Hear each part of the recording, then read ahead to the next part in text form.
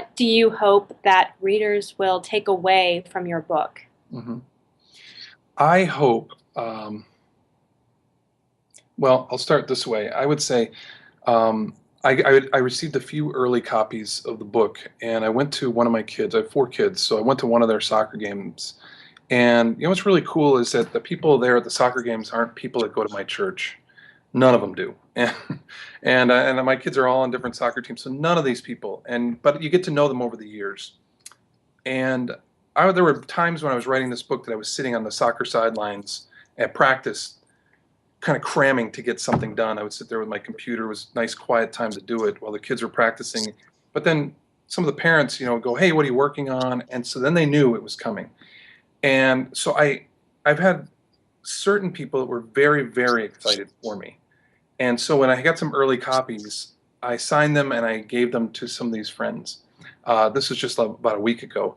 I've already had one friend call, and I know he's talked to me before. He's just not into church. He believes in God, but he's not into church. I mean, he's exactly the kind of person that I hope buys it, right? And so, but I gave it to him. Well, actually, they pre-ordered, so it doesn't matter. Anyway, I gave it to him. He texted me a couple nights ago. He said he'd finished it, and he really wants to get together to talk. And so that's my hope, is that anybody who is searching for anything spiritual about God but doesn't want to walk through the walls of a church, walk through the doors of a church, pardon me, uh, that they would feel comfortable enough to pick that up, because most people are spiritual. The other half of it is that those people that sit in church but don't know why they're there. And then my mom called me and she says, "I'd learned stuff in your book that in my life as a Christ follower, somebody who's followed Christ, I had no idea about." So that's somebody who's very mature, to somebody who's disengaged, to somebody who doesn't want to go to church. Yeah, I hope they all get something out of this. Is that a wide audience or what? Yeah, that's great. That's awesome.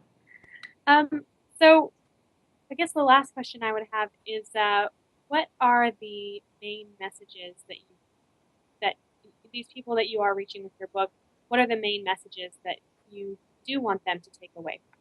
Sure. The main messages that I want from this book are the number one, that God is actually not as scary and bad as we sometimes think. Number two, that not only is he not scary, he's actually very interested in you. And that leads to number three. If he's interested, then he actually wants to interact with you. I say in the book, there's two questions that if you can answer two questions, you will have solved the greatest mysteries of the world. Number one is there a God? And if you can conclude that there's a God, then that leads you to the second question, and that is, then what does he want with me? What does he want? And I want the message to come out that he is real, he's interested in you, but he wants something, and that is he wants to walk and interact with you. And I show in the book how to do that. It's not something that is a great mystery, but honestly, I have more people that I talk to that are in church that say, "I don't know how to hear from God. I don't know how to." That's actually in there, and how to actually walk with God on a daily way that you live and breathe and experience him, that is not religious, but it's actually a joy, and it's actually very simple. So I haven't pushed that side of the book, but that's in there. So there you go. That's perfect. Great. Well, Rob, thank you so much. Rob Strong is a pastor at Grace Community in Massachusetts and also the author of The Big Guy Upstairs, You, Him, and How It All Works. So find out how it all works in July.